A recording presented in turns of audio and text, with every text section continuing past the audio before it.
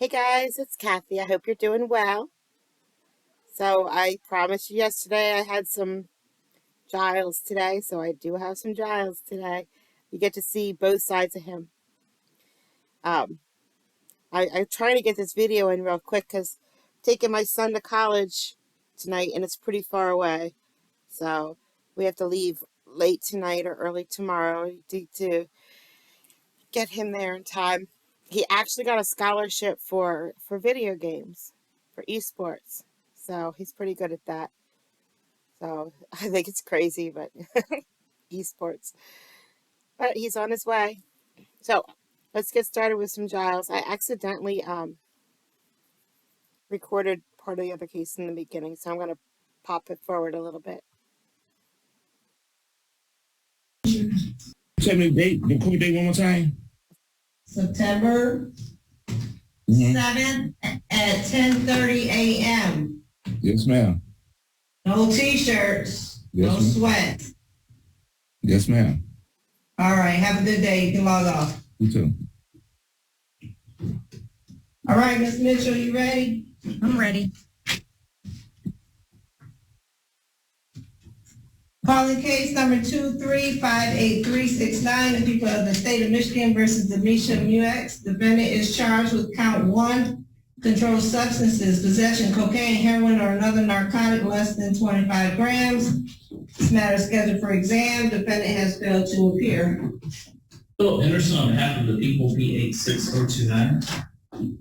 Good morning, ma'am. Please, this most honorable court, Rena Mitchell appearing on behalf of Ms. Muex. Your Honor, I do not have an excuse for her absence today. The people with motion for a case. Judicial enemy, Lion City Assistant Minister report for 5/7/30,000 pence. Thank you, Judge. Have a great day, everyone.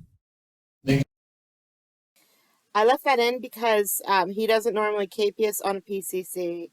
So probable cause, he doesn't normally do that. The lawyers normally just waive their presence, and he's fine with that, whether they're there or not. Just like he won't continue it if they're not there. He'll waive their presence and keep going. So I don't know why he did that, but maybe that wasn't a PCC. I don't know. He normally starts with PCC, so that confused me. Parties ready on Anthony Jordan. Yes. There we go. Calling case number 2358366, the people of the state of Michigan versus Anthony Jordan. Defendant is charged with count 1, assault with a dangerous weapon, felonious assault, habitual offender, for notice. This matter is scheduled for exam. Philip Henderson on behalf of the people, P86029. And good morning to this court and to your staff. Emily Elijah, P85039, on behalf of Mr. Jordan. Would you please introduce yourself, Mr. Jordan, and tell the court good morning? Good morning, everybody. My name is Anthony Lamar Jordan. Jordan, I'll do sweatshirts on the floor. I'll do sweatshirts. If you give us 5 minutes, I can bring us back in here. No, we're gonna go ahead and do this. Okay. If you come back to my courtroom like that, you won't like what happens. All right? It's a matter of respect. If Mr. Jordan can't hear you, Judge. All right, Mr. Jordan, can you hear me now? I hear you now. Okay, when you come to court, you dress for court, right? I'll do sweatshirts, I'll do t-shirts. Period. You can't dress for my court, I'll dress you. I have one way to do that. I send you to Wayne County Jail, they put you in green, and bring you back. Hopefully I don't have to do that, right? Right. Okay, because I see it as a matter of respect, all right? Yes, sir. Just like you want your respect, I want mine. That's right. Thank you. You're welcome. All right. Your Honor, I set a preliminary matter before I call my first witness. Mr. Hampton is a Ghanaian Catholic, and as part of his religious expression, he has a hat that he does not remove. It's even in his driver's license photo. And I would just ask the court if he'd be allowed to wear that in the courtroom when he comes in. I know the court does not generally permit a man to wear a hat in court. Or for any As long as for religious purposes, that's different, so that's fine. Yes, Your Honor. I just wanted to express that before I call. Okay. The people call Lon L. Hampton to the stand who's a civilian witness.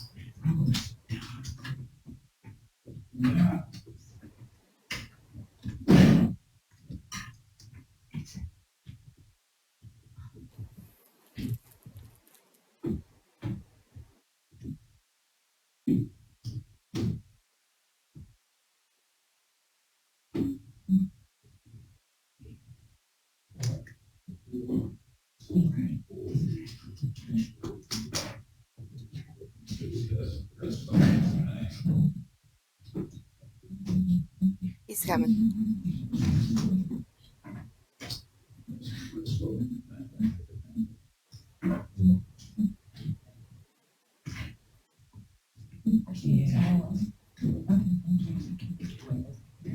Come over this way, sir.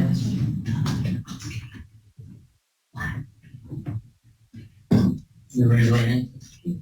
You swear or affirm to tell the truth, the whole truth, and nothing but the truth, so help you God. I do. All right, you pull the door to you. Have a seat, please.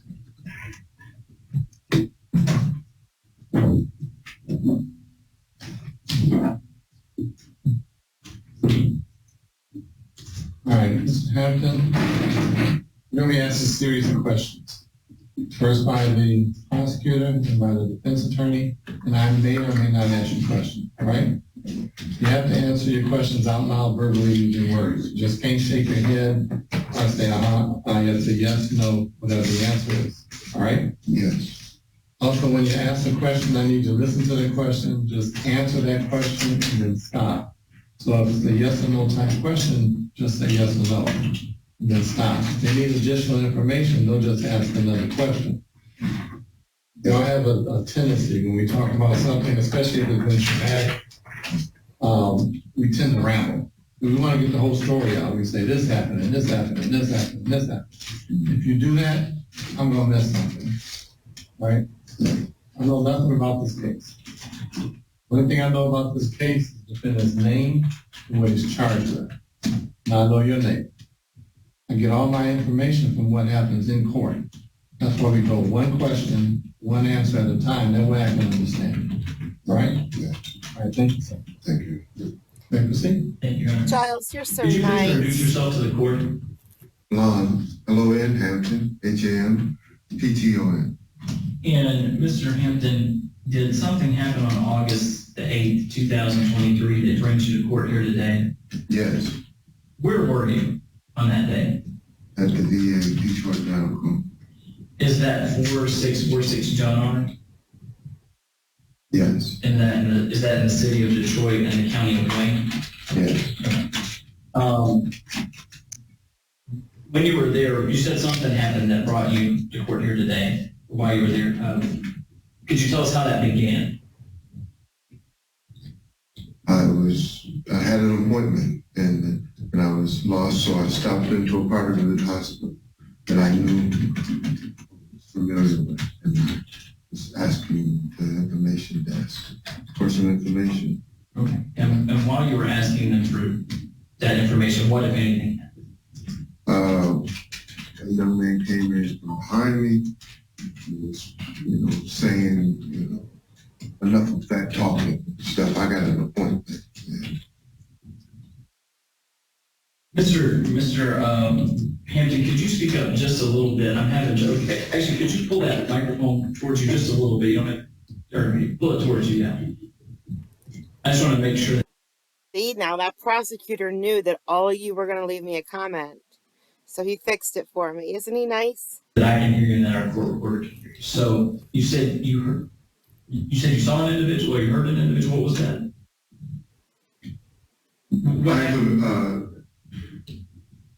A young man came up from behind me. Okay. And when that young man came up, what happened? Well, he was real rude and he basically cut my conversation off saying, enough of that. He was in line in front of me to get some assistance. And she stepped aside and was still assisting me. Okay. The person that you're describing, Do you see the male that you're describing? Do you see that person in court here today? I guess that's him. I don't know. His head's down and he had on a hat, and that's all.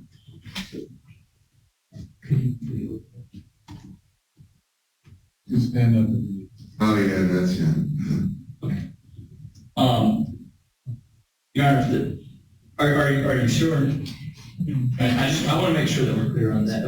Mr. Jordan, can we have a moment, please? Okay.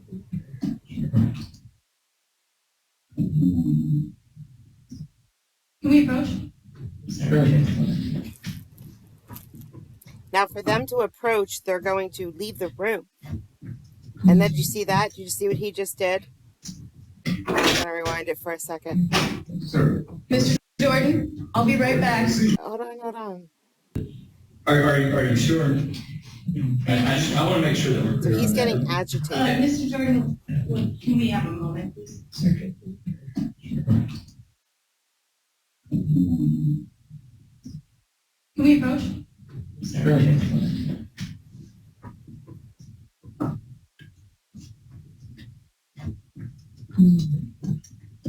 He threatened cutting his throat. Sir. Mr. Jordan, I'll be right back. Wait for me, please. See how he slams his chair down right there? And does that? Oh, man. Hey, excuse me. You can't do that. I want to take you back. All right.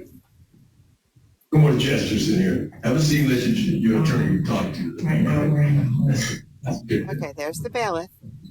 Now, I don't know where he's going. It doesn't matter. But why would he put himself over there? This guy clearly just got agitated and threatened the man on the stand. And the bailiff walks away. Come back. Okay, do you know Attorney Rita Young? You have her phone. She's around 11:30. I don't know if you want to contact her and see if she'll.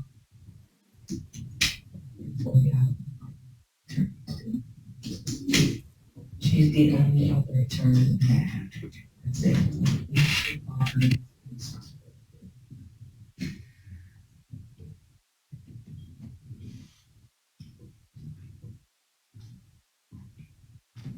Oh, no.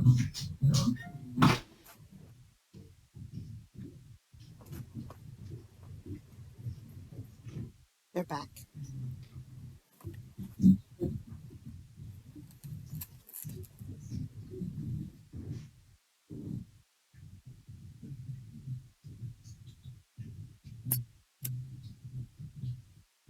We can proceed, Your Honor. All right, thank you. The guy, as soon as you guys walked in there, he pointed at me and did this, and I don't like being threatened under no circumstances, and it's just. Why did you hear that? I heard it, I didn't see it. He said that the client pointed at him and then it just across his throat. So, Your Honor, as I explained in sidebar, I understand your client has mental health problems and he has issues controlling himself. I will control him. I'm asking the court not to do that. Mr. Jordan is working very closely with my social workers to try and Well, he might not have no chance because if he acts out one more time in this courtroom, I'm just going to send him in the back. That way he won't have to listen to this and he'll be in the Wayne County Jail. And then every time he comes into court, he'll be in restraints.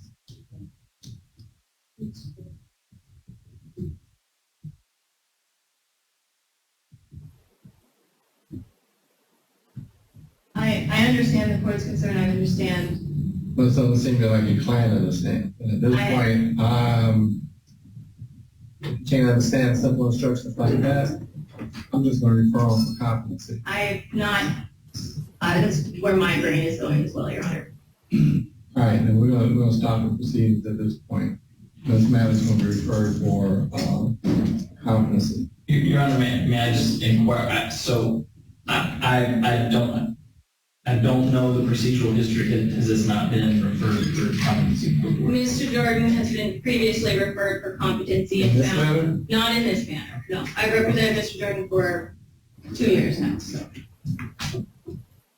Okay.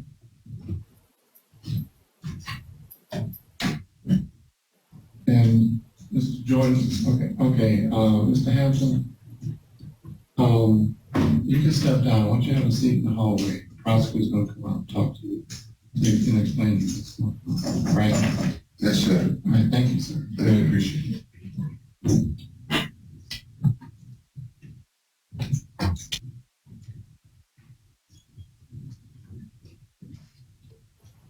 Order. Okay.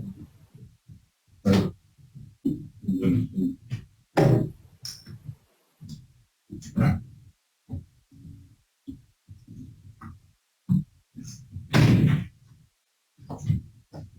Okay, and the court is, observing Mr. Jordan, and even by his interaction with you, he appears to be very non-responsive, at least from what I can see. It's obviously that he is somewhat frustrated or angry right now.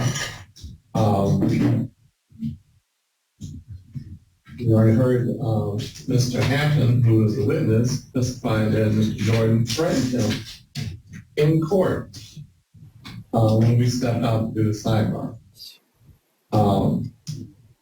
Provided you have no objection, I'm going to refer Mr. Jordan competency to stand trial. No objection on behalf of the people. No objection, Your Honor. I agree with the court. The issue becomes, where is he going to be in the interim? So, Mr. Jordan is staying at his father's. I'm talking to his father, and, just so this court is aware, Mr. Jordan is on probation to Judge Regina Thomas. She's very closely monitoring this, and we're trying to get him back into his mental health treatment. And so, my social worker, Mike, is going to call him today, and we're going to try and find him a brand new psychiatrist because he's been going to the VA. This incident happened at the VA. And so we're trying to get him into other services that are more accessible to my social workers, because the VA can be kind of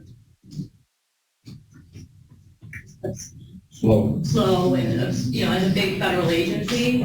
And so we're trying to get him into some community psychiatric facilities.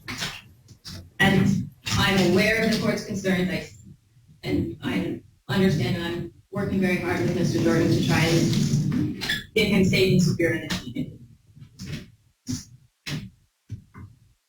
And I will also say Mr. Jordan works well with me. He calls me all the time. He has always come to court, I believe. If I'm remembering correctly, anytime he's in his right mind, he's always come to court, and he stays in good contact with me. Well, based on what you've still said so far, I could tell you that Mr. Jordan is not currently receiving mental health services. No, he has a mental health psychiatrist at the VA, but he hasn't seen them recently. And so that's one of the, key things we're trying to get to. I will share with the court, unlike other individuals, having worked with him, I do not believe this is a co-occurring issue. And so I guess what I'm trying to tell the court is, if the court takes him into custody, it's harder to get someone out into a mental health bed than it is to get them out into a drug abuse bed. And so it's better if I can get him into psychiatric community health while he's out of custody. It's just a smoother process. I understand it's smoother. Believe me, I'm no old. I worked in it. I understand. Been a long time, but I did. The problem is that, being in the community, if you're not monitored, then they're not going to. They'll bring them in for whatever services they provide, whether they be individual or group therapy or day treatment or whatever. And then he goes wherever he lives after that. All right. At this point, the court's going to refer him for competency to stand trial. I'm going to allow Mr. Jordan to return home to his father's home in Pittsburgh. He's going to have to cooperate. Jordan, you're going to have to cooperate and do the evaluation just like you did before. The therapist from the Center for Forensic Psychiatry, you understand that? Yes, sir. All right.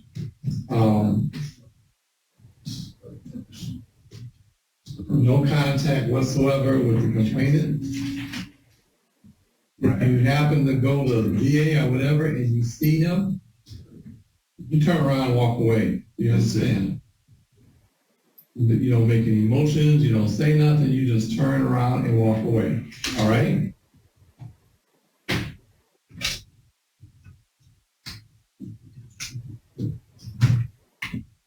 All right. Next court date.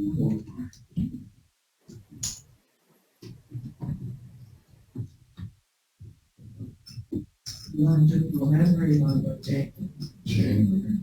So let's girl. beginning of January, January 8th? It's January 8th at 8:30.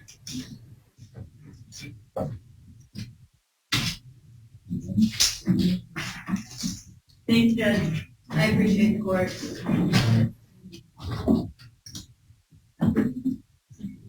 Oh. The attorney. Mr. Elijah. You need to sign that. So the bailiff is coming over to him right now.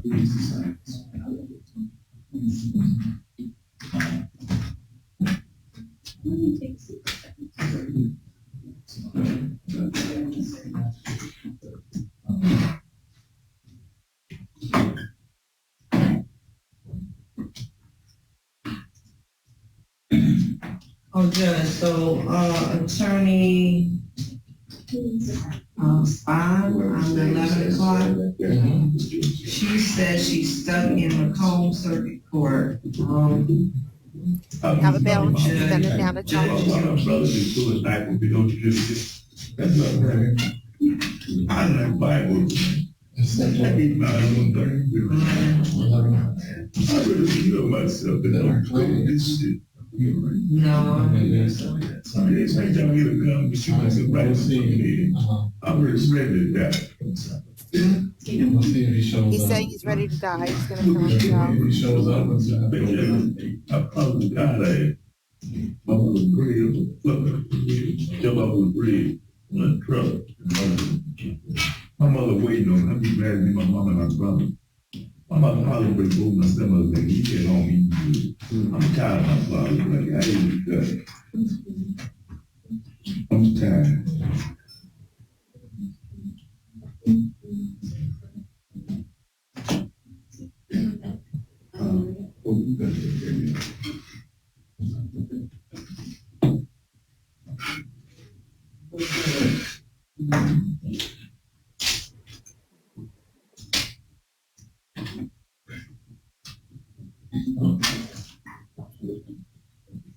Mr. Jordan? Mr. Jordan, can you hear me? Mr. Jordan? There's a couple of things I need you to do, all right? I need you to kind of cooperate. I need you to cooperate with your attorney. She's trying to get you help, all right? Yes, sir. Even in my old age, I still got pretty good hearing. I heard what you said about your father. Your father's trying to do the best he can, all right? But he needs your help too, okay? Yes, sir. So, let's try to do the best you can, all right? Yes, sir. All right, thank you, sir. Thank you. And there's nice Judge Giles that comes out at the end.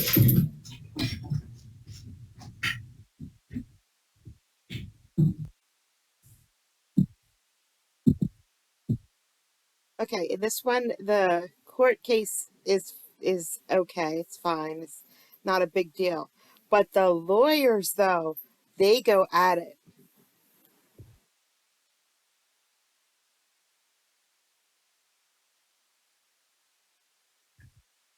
Okay, we are back streaming live on YouTube. I'm calling the state of Georgia versus Westland Garcia. warrant number 2023WA13559. There at the jail, if you're Westland Garcia, just wave at me to confirm that's you. Okay, Mr. Garcia, can you hear me? Okay, can you wave at me? Just confirm you're Westland Garcia. Okay, thank you, sir. You are charged with armed robbery. Representing the state is Ms. Freeman, and representing Mr. Garcia is Ms. Porter. And Ms. Freeman, you can call your witness. Thank you, Your Honor. Officer Porter, would you raise your right hand, please? Do you swear and affirm that the testimony about providing the matter of the state of Georgia versus Westland Garcia will be the truth, the whole truth, and nothing but the truth to help you God? Yes, ma'am. Thank you. You can lower your hand. Please tell us your name and how you're employed. I'm going to be Officer Porter, badge number 207. I'm employed with the city of Riverdale by Riverdale PD. How long have you been with the Riverdale Police Department? It'll be going on 2 years. Were you working with the Riverdale Police Department on August 5th of 2023? Yes, ma'am. On that particular day, were you dispatched to 558 Shadow Moon Drive in Riverdale, Georgia for a theft or an armed robbery call? Yes, ma'am. What exactly is at that location? It's going to be a residential home, ma'am. Was this the residence of Eric Bodie or Body? Yes, ma'am. And is that the alleged victim in this case? Yes, ma'am. When you arrived at Mr. Body's address, what did Mr. Body tell you that happened? Okay, so I was dispatched to 558 Shadowmore Drive in Riverdale at approximately 1:30 in the afternoon. Once arriving on scene, I spoke with the complainant, Mr. Body. Mr. Body stated that he tried to sell an ATV four-wheeler, blue in color, to the defendant, Mr. Garcia, and another juvenile.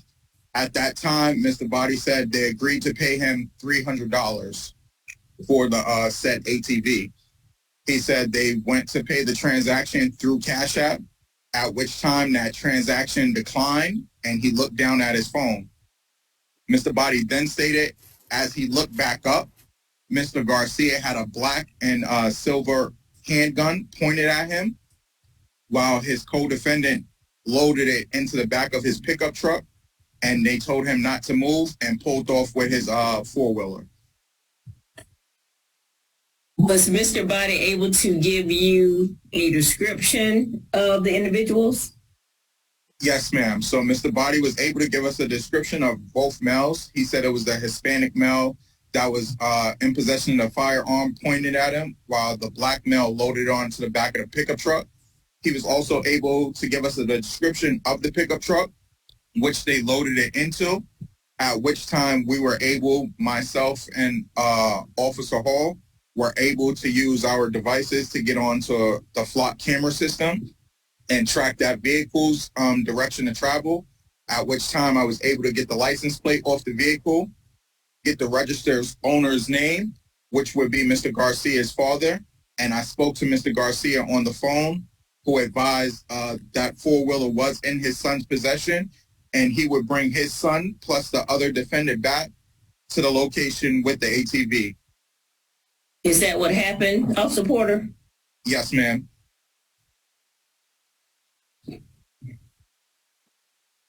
How long was it before it was returned? We were able to get him to return it in approximately 40 minutes, 30 to 40 minutes. Were you able to locate the firearm that Mr. Garcia used? No, ma'am. Did Mr. Garcia provide any statements about what happened? Yes, ma'am.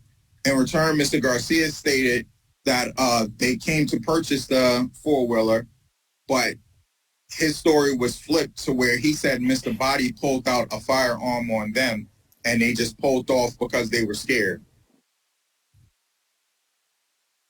Were there any other witnesses there that you were able to talk to? No, ma'am. Was there any type of video surveillance or footage that you were able to review?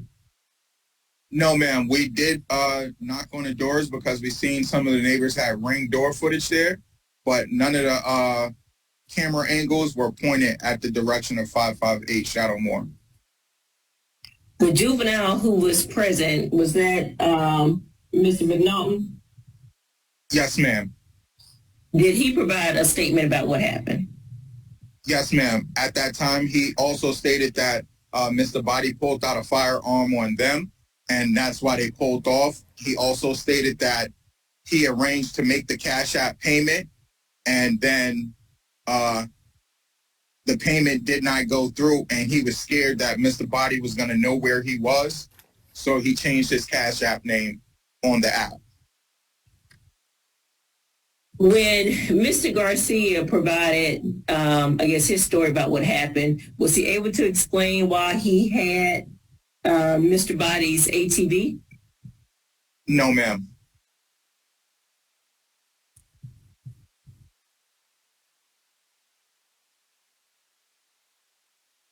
So we're clear, officer, Mr. Body did not give Mr. Garcia or the juvenile permission to take his ATV. That is correct.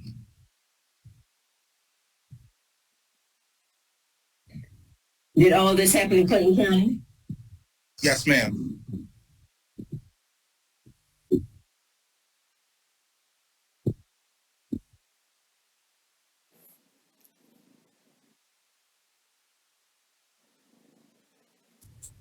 Thank you. No further questions. All right, Ms. Porter.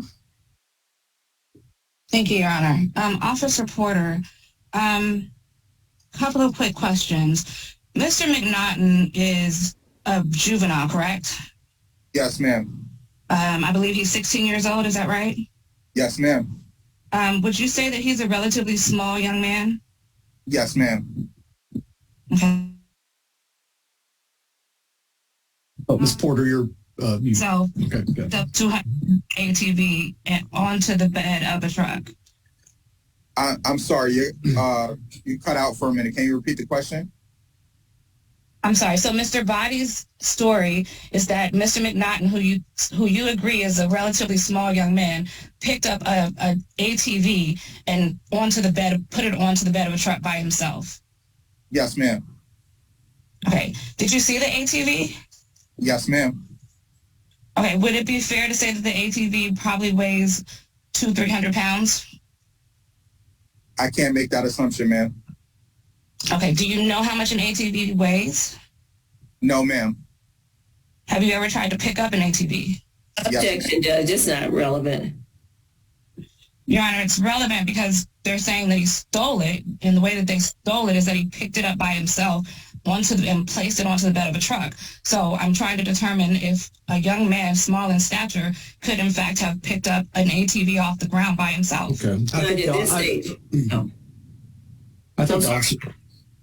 I think the officer has testified he doesn't know how much it would weigh. So so you can kind of move on that. Thank you, Your Honor. You never found a gun on either of the defendants, is that correct? No, ma'am. Okay. Because they had fled this. Okay. Did you ever ask, after speaking with both of the defendants, whose story appears to have been the same, is that correct? Yes, ma'am. And their story is that they did not have a gun, but Mr. Body, in fact, had a gun. Is that correct? Yes, ma'am. Did you ever ask Mr. Body if he, in fact, had a firearm? Yes, ma'am. And did he have a firearm? No, he stated he did not, ma'am. Okay. Did you, in fact, see the declined Cash App transaction? Yes, ma'am. Okay, so it is clear that the kids did, in fact, attempt to Cash App Mr. Body. Is that correct? Yes, ma'am. Okay. Did you ever ask Mr. Body if his Cash App was flagged? No, ma'am. Okay. Yeah. So from my experience of the decline transaction that went through, it's common for people to send a transaction but leave their phone on airplane mode so the payment does not go through. Okay. But you don't know that that's what happened in this case, correct? No, ma'am. Okay. And Mr. Body says that he contacted Mr. Garcia's father. Is that correct? No, ma'am. You contacted Mr. Garcia's father? Yes, ma'am. Okay. And you asked Mr. Garcia to come back. Is that correct? Yes, ma'am. And they did, in fact, come back. Is that correct? Yes, ma'am. Okay. So they weren't... After Mr. Garcia had to make his son come back. Were you there during that conversation? No, ma'am. I was on the phone with him. Okay. So Mr. Garcia brought his son back. Is that correct? Yes, ma'am. Okay. And you said he had to make his son come back. Is that right? Yes, ma'am. Is it possible his son was scared because Mr. Body had pulled a gun on him? I'm going to object to speculation. Sustained.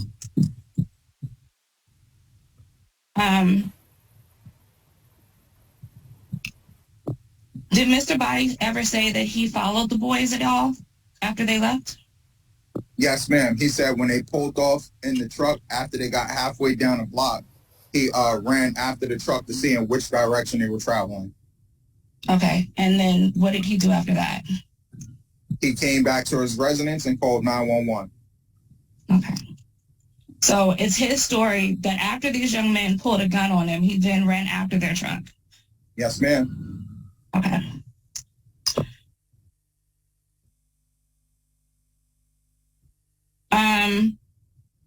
Was there ever a conversation about the boys just paying Mr. Body once the father brought him back?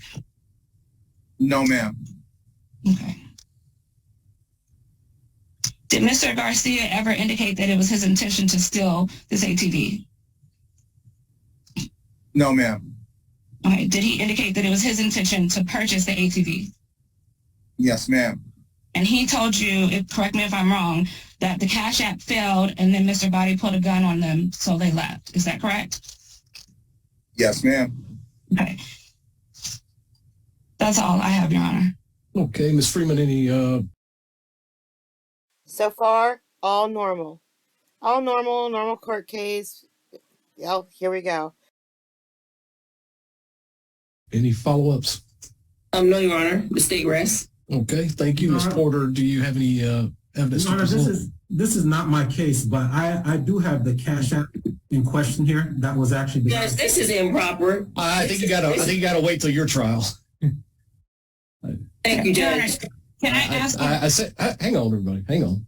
So, Mr. Jerome, let me address this real quick. I think you're essentially sitting in the gallery right now, so I don't think it's proper for you to come in. I think you're going to have to wait till your rescheduled date for your client.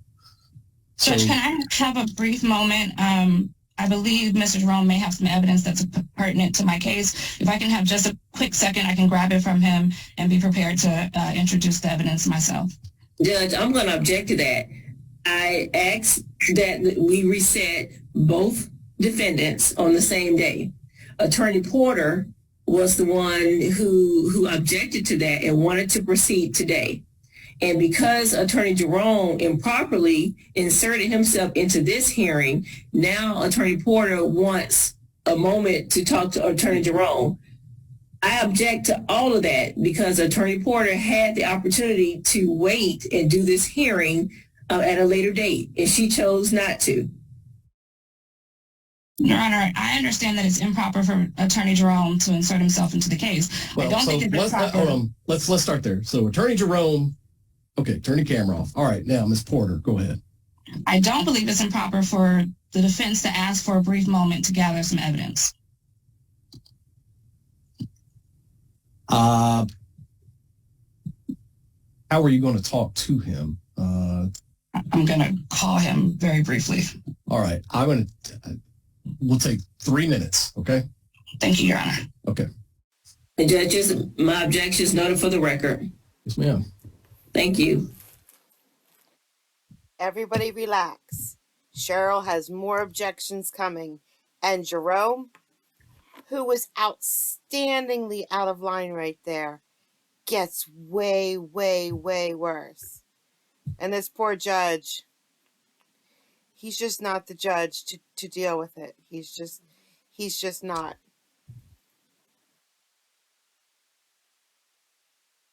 He's laid back and methodical.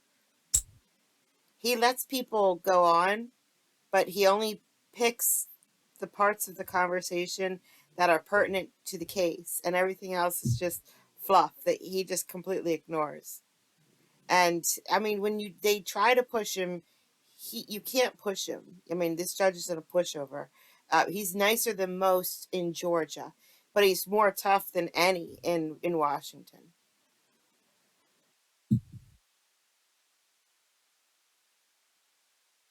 Trying to remember, I did see a case in Washington the other day where the judge was way harsh.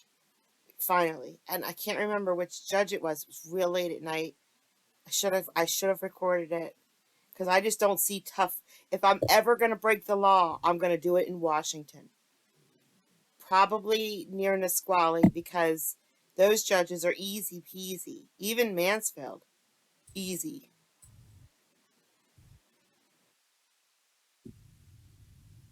Where won't I do it? Probably McConaughey. He's the chief judge in Detroit. And he's not easy at all. He's very rigid.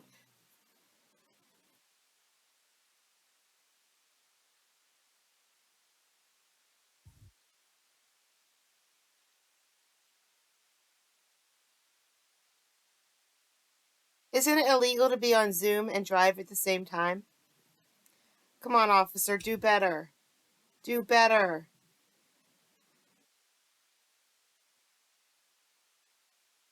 Now he's on the phone while he's driving.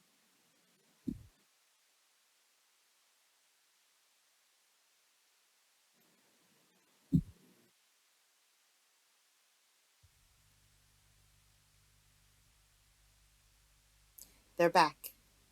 All right, everybody back. Yes, Your Honor. Ms. Freeman, hang on just a second. I don't think Ms. Freeman's back yet. Okay, Ms. Freeman's back. Okay, Ms. Porter. It's up here. I'm sorry.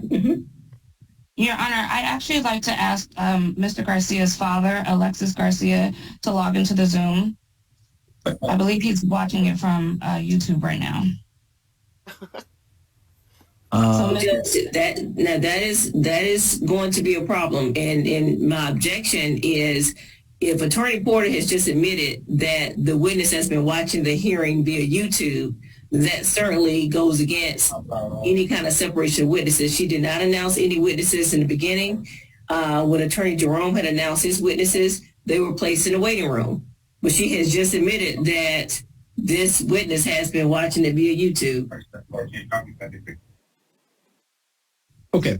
I asked at the beginning whether you were going to be presenting witnesses for that reason, and so I'm not going to allow him to testify today. Do you have any witnesses who, I mean, I asked you earlier if you were going to have any witnesses, and you didn't have any at the time. So, Ms. Porter, I think we're ready for closing arguments at this point. Yes, Your Honor. Okay. Ms. Freeman, closing? The state waives opening. All right, Ms. Porter? Your Honor, this is not a situation of an armed robbery. This is a situation where two young men went to purchase a ATV from Mr. Body. They sent a Cash App. The Cash App actually declined because Mr. Body's Cash App was flagged. Attorney Porter is trying to introduce something into her closing argument that was not testified to. Your Honor, additionally, I withdraw that portion, Your Honor. I didn't catch actually what the statement was, the end, so it really doesn't matter anyway. So go ahead, Ms. Porter. So the Cash App was bounced back. The state is attempting to claim that a small-statured young man picked up a four-wheel ATV on his own, high enough to place it onto the bed of a truck. I find that to be incredulous and hard to believe. What actually happened, Your Honor, based off of what the officer testified, what both of the young men testified, and this is a situation where you have two young men saying the exact same thing versus one person who's saying something else. These young men went to purchase an ATV from Mr. Body. They sent him a Cash App. They both together loaded the ATV onto the back of the truck while Mr. Body was there. The Cash App then declined. Mr. Body then pulled a weapon. I'm going to object again. Attorney Porter in her closing argument, is trying to introduce statements that weren't testified to. Ms. Freeman, I think everything she just said was exactly what the detective said that the defendants said. So I don't see a problem with what she just said. I'd like to let her finish closing. Okay. Mm-hmm. The young men then left. At some point in time, Mr. Body followed them and pulled a weapon on them, and they fled from the scene because they were afraid. It's my understanding, based off of what the officer said, and based off of just simple 1+1, that once the Cash App failed, Mr. Body pulled a gun on the kids left. When the officers called and asked for them to come back, they came back. Mr. Body got his ATV back. There was no conversation about whether or not they could just make the additional payment. At most, Your Honor, at the very most, this is a theft by taking situation. This is not an armed robbery situation. There was no gun found. Neither of the boys testified, or the officer testified that neither of the boys said that they had a gun. Both of the young men said that Mr. Body is actually the person who had a gun. And I don't believe that it's disputed that there was, in fact, a Cash App sent. I don't believe it's disputed that the young men actually left. Whether or not who had the gun, I think may be the only question here. But I think that in a situation where you have two people saying, we did not have a gun, the other person did, the weight of evidence, I believe, Your Honor, should tend to fall towards the two people as opposed to this one victim who is attempting to make this be an entirely larger situation. And to be totally honest, the victim at this point is not out of anything because they brought it back. All the officer had to do was call and ask, and they came back to the scene. I think that the charges should be dismissed in its entirety. If the court doesn't find that the charges should be dismissed, I would ask the court to reduce the charges to a theft by taking, because I do understand that the boys did leave and the Cash App did in fact bounce back. But I don't believe an armed robbery is appropriate here. There honestly is no evidence that there was ever a weapon held by this defendant. So I would ask the court to dismiss it in its entirety, and if not, to reduce to a theft by taking. And Ms. Freeman? Thank you, Judge. We're asking that the charge of armed robbery is bound over to Superior Court. We heard the testimony from Officer Porter. When he spoke to the victim in this case, Mr. Body, he indicated that Mr. Garcia held the gun on him while the other individual grabbed the ATV. Neither of the individuals were able to explain if Mr. Body was the one who pointed the gun, how in the world did they come to take his ATV? They didn't have his permission to take it. Officer Porter contacted the defendant's father, Mr. Garcia, and after speaking with him, he stated that he would make his son bring the ATV back. Yes, it was returned, but that does not negate the fact that there was an armed robbery. There was a gun used. These two individuals took the ATV, and we're asking that the one charge of armed robbery is bound over to Superior Court. Okay, thank you. Based on the evidence and testimony presented, I do find probable cause to bind over the charge of armed robbery to Superior Court. I will issue that order today. So thank you, everyone, and everyone here for the Garcia hearing can be excused. Your Honor, are you able to hear us on a bond issue? Don't worry, guys. It gets better. Here we go. No. It has to be filed in Superior Court. Thank you. Okay, thanks. Thank you. And Judge, and I guess may Officer Porter be excused until next Wednesday, the 6th? Yes. Yes, thank you, Officer. Your Honor. Thank you. Your Honor, excuse me, before you release Officer Porter, I did not hear the court essentially, I don't know how come the court would continue my case without my presence. I was actually on the phone with the RYDC, and they said that they do have a setup for Zoom. They usually use it for first appearance, but they can use it for this preliminary hearing. So we are going to have my client's preliminary hearing. He's a 16-year-old kid that didn't do anything wrong. And I postponed this in our conversation earlier. That's correct, Judge. You did. And Attorney Jerome was present. We indicated that it would be placed on Wednesday's calendar because of the process, the procedure is that there should be a pickup order, and the juvenile will be brought to the sheriff's office. Please, everybody's, can you please? Everybody's talking at the same time. All right. And Ms. Freeman thought that it was her position to jump in and interrupt. You jumped in and interrupted a hearing that you weren't involved in. So there's been a whole lot of interrupting. Would everyone just settle down for a second? Mr. Jerome, this was addressed earlier. You were on. We talked about how are we going to handle this because there was no production order. That is the process here. And we said we're going to postpone your hearing. We then just moved on to this hearing that we just held and decided we're going to go ahead and move forward with that because that attorney had a leave of absence for the date next week when we rescheduled yours. You've now jumped back in and you've told me, well, I wasn't there. You were there when we talked about this. So I'm not quite understanding what's going on, but I'm going to let you speak. Go ahead. All right. I understand that the officer, the last that I heard, the officer was checking to see if there was a production order put in, which I had already known that there was not. I actually was at the YBC yesterday, and I spoke to them and everything else. And had I known, I would have handled this yesterday. But nonetheless, Your Honor, this is not the issue of Mr. McNaughton. You know what I mean? He's a 16-year-old kid. He's, you know what I'm saying, essentially, he turned himself in. He came back to the scene. He called 911. You know what I'm saying? He did all this. This is not somebody that was running or acting like any kind of criminal at all. The person that is the criminal, the person who actually has cases here in Clinton County is Mr. Body. Mr. Body is the one who makes false police reports. Mr. Body is the one who has trespassing charges in Clinton County. There's really a step by taking. You know what I'm saying? That's not my client, Mr. McNaughton. But Mr. McNaughton is the one who's in jail. He's 16 years old. He's been there for 3 weeks. I don't know how the DA, the officer, everybody can be so happy just letting this kid sit in jail, miss school and all this, and he didn't do anything wrong. Did they even look into Mr. Body and what kind of person he is? Is Sergeant Barton in the front? All right, you ready for me? Officer Porter, make sure you stay muted, please. Stay muted, Officer Porter. Again, that case is reset.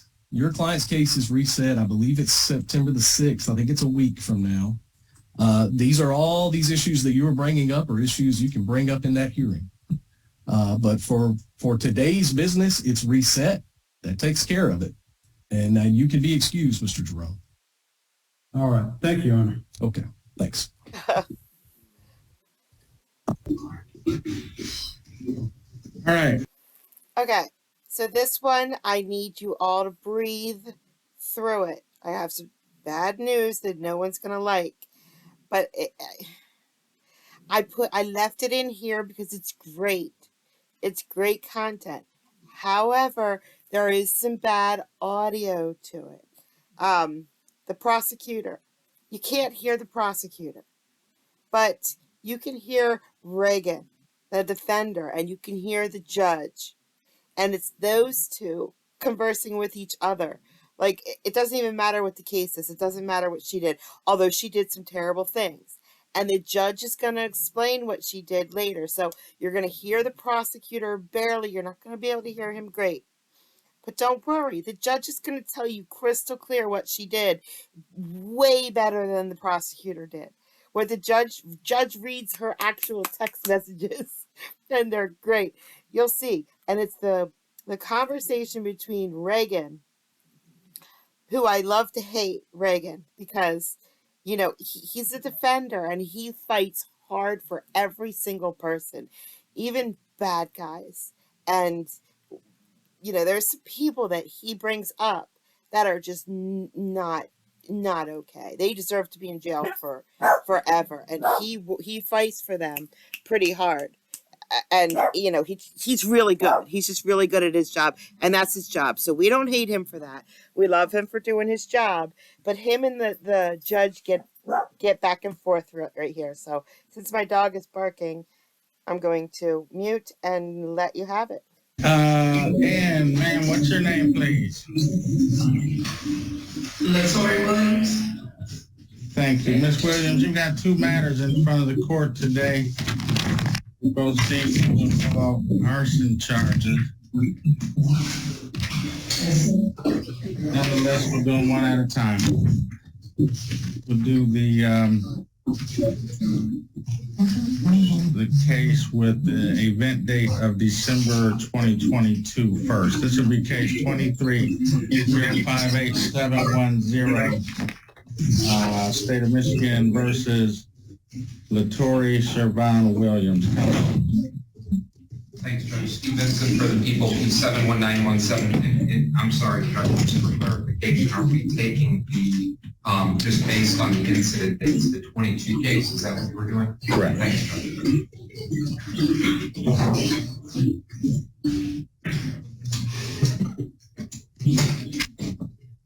Your Honor, did Mr. Vincent go ahead?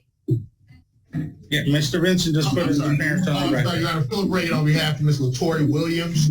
We waive the formal reading, stand muted this time, Your Honor.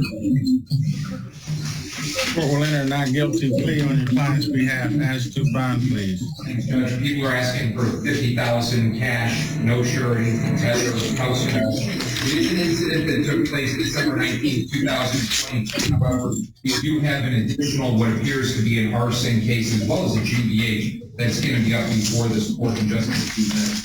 And that's a more recent case. However, just dealing with this particular case, Judge, allegedly here, the complainant was trying to help the defendant out. And periodically he would let her stay at his residence. However, Judge, I guess the defendant as well as her daughter staying there. The complainant wasn't as obliging to have the daughter stay, but didn't want the daughter to stay. As a direct result, allegedly, Judge, the defendant here, feeling as though her daughter was just left out in the cold, literally and figuratively, proceeds to set the complainant's residence on fire. But, Judge, before that, she allegedly helps herself to the defendant's TV. And the reason why I'm being particular about this, Judge, is the fact that the entire incident allegedly was caught on surveillance. Now, on top of that, Judge, we have a fortunate house investigation that found that the fire was incendiary. Judge, we do feel as though just based on the allegations, as well as the nature of the offense, in combination with what allegedly is video that captured this whole thing, in addition to the fact that this house was in a residential area, Judge, putting not just that house, the individuals in that house in danger, but neighbors and homes near around that area at risk. We do justify asking for that $50,000 cash bond together, as well as house arrest. Thank you. Mr. Reagan. Your Honor, let me tell you how comfortable and confident the Wayne County prosecutor was that my client actually committed that crime. Let me tell you how confident they were. They were so confident that back on December 19, 2022, that she committed arson, that they waited a whole year, almost a whole 8 months, to even sign a warrant. Never signed a warrant back then, Judge. Didn't have any real evidence that my client did anything. That's why she wasn't charged, Judge. No evidence back then whatsoever. They have a video of her coming out of a house. They have a video of her possibly taking a TV, letting dogs out, but they don't have a video or they don't have any evidence of her actually starting a fire. That's probably why she wasn't charged back then, Judge. But now they have a new case with first-degree arson. So they say, you know what? She might have been the one that started the fire at this other place back then. Let's sign a warrant on her now, all of a sudden, Judge. So, Judge, I'm not convinced on this first case at all. There are a lot of other incidents or a lot of other things that I even talked to Ms. Williams about, Judge, that don't make sense. She's not admitting to starting any fire at that patent address. Judge, so I'm asking on this particular case, I know the people are asking for $50,000 cash. I'm asking for $50,000 personal, no contact with that house, Judge. And that is my request, Judge. Thank you. And I'm sure, well, let me not.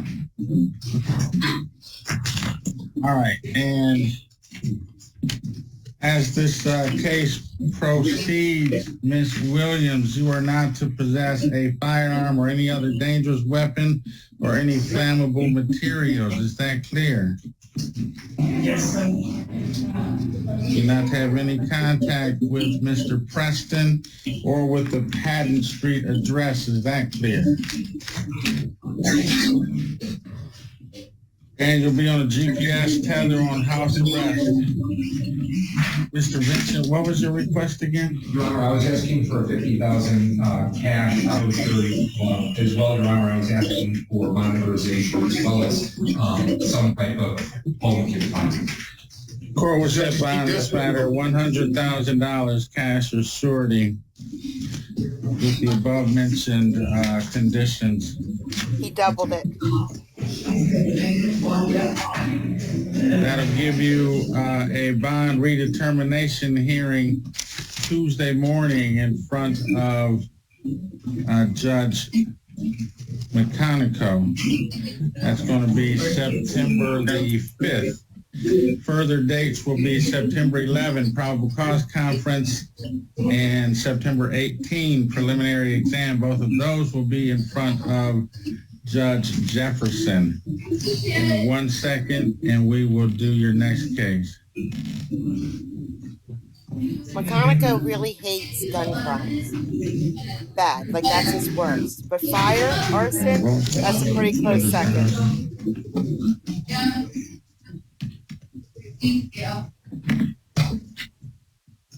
Okay, your second case is case number 23058-708, State of Michigan versus Latory Shervon Williams. Counsel. Thanks, Judge. Good afternoon, Steve Vincent for the people. Please have And we'll bring it on behalf of Mr. Williams, Your Honor. We waive the formal reading at this particular time.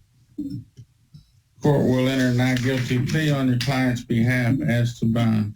Well, Your Honor, if everybody wasn't sure on the fact that that fire wasn't set by the defendant judge, this one takes the cake. Judge, here we have, again, a fire that was incendiary in nature. We have a defendant who allegedly was intoxicated, staying at the complainant's home.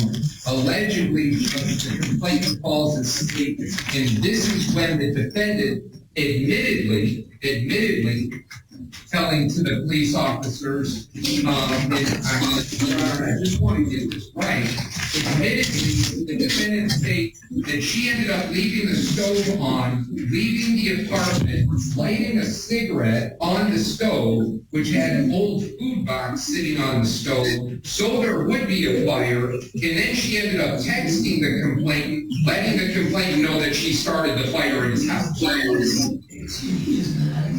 Your Honor, people would be asking for the same amount. We'd be asking for $100,000 cash. If Your Honor so inclined, you have surety with tether and house arrest. Thank you. Reagan. So, Judge, again, my client, was living at the Longacre address that she had been living there for the past 5 years with Mr. Taylor. They had been in a relationship. They'd probably known each other and been dating for the past 20 years. They actually started in that relationship. So I think that maybe alcohol might have played a role. There are probably some hurt feelings, but I know that, this is a situation where a cigarette was left on the stove. Miss Williams did try to call or did try to text, as the prosecutor said, she did text Mr. Taylor and say, hey, there's a cigarette on the stove, Judge. But Mr. Taylor, unfortunately, he woke up to the phone buzzing and he woke up to some smoke. Obviously, Judge, there's got to be a situation where this case plays out and all of the facts come out, and there's going to be some more facts to come out. She's already got a $100,000 cash bond, Judge, on a case from last year where, there was no real evidence that she did anything. So, this is a case in the investigator's report that says that she actually said that she left the cigarette. So, Judge, I'm asking the court, because this is what I have to do. And I'm asking the court because I believe it was right that she should get, in this case, a personal bond since she has a cash bond on the other case, Judge. I'm asking for the personal bond GPS tether on this particular case, Your Honor. And tell me again the connection between her having a cash bond on one case and why she should get a personal bond on this case where well, hold on before I finish my question. Yes, sir. Where there appears to be even more substantial inculpatory evidence, specifically her texting the homeowner, and not just saying I left a cigarette on the stove. It says, quote, I started the fire and still outside. You don't care, me neither. Your kitchen is on fire. Better call Jareta out of your hose. I'm saying you're getting your stove lit. That seems to be a bit more than, oh, hey, honey, I left a cigarette on the stove. And I'll tell you, I'll answer your question, Your Honor. The reason why we don't want to give her a cash bond is because all it is piling on, Judge. We're not here to punish based on an investigator's report. We're here to protect the public and make sure she comes to court. I think the $100,000 bond you gave her in the previous case makes sure that she's probably not going to get out. It's unaffordable. To give her another $100,000 bond just piles on based on an investigator's report. This hearsay. This is not what that's like, almost like punishing her for what's in the investigator's report when she's already got a higher bond on the other case, Judge. So I think it's just piling on. That's just my position, Your Honor. She's not going anywhere based on the one bond she has. And then when some very able lawyer like yourself gets the other case on a lack of evidence, what happens? She walks out on personal bond? Well, Judge, we have one of the best legal systems that's ever made, where a person has to be, well, the prosecution has a burden. They have to prove beyond a reasonable doubt that she does this. There are rules of evidence. Now, if the people don't play by the rules of evidence correctly, certain evidence may get kicked. Certain things on motion, certain evidence may not be proven. And that's why we're here, Judge. And she's innocent right now. You have to understand she's innocent. And everything in this report, Judge, everything in this report is hearsay. Mm-hmm. It's hearsay. And it may not be true, it may be true, it may not be. But we're going to find that out later, Judge. We're going to find that out as we proceed through this process. Just so you know, I saw Reagan again later that day in McConaughey's room, and he did exactly what this judge, he tried to. He didn't succeed, but he tried to do exactly what this judge was worried about. So the defendant had a couple cases, like 5 or 6 cases, and the first 5 all had PR bonds. But this last one didn't. This last one had like $50,000 cash, no surety. And Philip Reagan got up there and he said, you know, look, all these other judges gave PR bonds. You know, they gave PR bond for this one, and this judge gave a PR bond for this one, and this judge gave a PR bond for this one. So they don't think that this person is a risk. You know, they think this person is okay to have a PR bond. And judges, they rely on that. Like, they've tried very hard not to, you know, contradict another judge. They just do. So Philip's like, you know, I don't, they should have a PR bond on this one too. They're not a flight risk, blah, blah, blah. They really were. They had so many failures to appear and everything. So McConaughey did not end up giving this person a PR bond. It was a $50,000 cash no surety. He just changed it to a $50,000 cash surety bond. So, which is a little better. But Philip did exactly what this judge is saying he was going to do. Okay. So, well, obviously, counsel, you know, I'll state the obvious. Part of my job is to protect the public and weighing Ms. Williams' presumption of innocence against the risk of harm to the public. And in these 2 cases, I'm sure you'll probably have some great 404B motion later on in these cases. There are these allegations that people have taken her in, trying to help her out, and she has repaid that with lighting their homes on fire. To further the interest of public safety, court will set the exact same bond with the exact same condition. You're not to possess a firearm, any other dangerous weapons, or flammable materials. You have no contact with Mr. Taylor, no contact with the Long Acre Street address, and a GPS tether on house arrest. Bond is $100,000 cash or surety. You'll get the same bond redetermination date Tuesday morning in front of Chief Judge McConico here in 36th District Court. This case, for whatever reason, is on track with a different judge, however. So your further dates will be September 8th, probable cause conference, and September 15 preliminary exam, both in front of Judge King here in 36th District Court. Thank you, ma'am. You can step aside. Thank you, Your Honor. Well, we made it to the end, and I know I just put a clip up with bad audio, so I'm going to hear about it. But it was just so good. It was just so good. I had to. I didn't have a choice.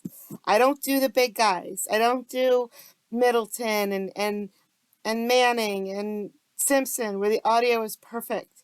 I try to get into the jails and into those back courtrooms that nobody knows about. Like when I'm looking for videos and I'm looking through the courtrooms, I look for the ones with like 20 views or 40 views. All those other ones have thousands of views on them. So I try to find the ones where nobody's seen it yet. That way I can pick up anything that's fell through the cracks that other people haven't seen. And because of that, I get some bad audio. I don't mind it. And, you guys are free to dip when you hear bad audio. You're free to dip, but just know if you dip, you're going to be missing gold. Some of them are really, really good. And, they make you giggle a bit. So, yeah, I'm up to Boston.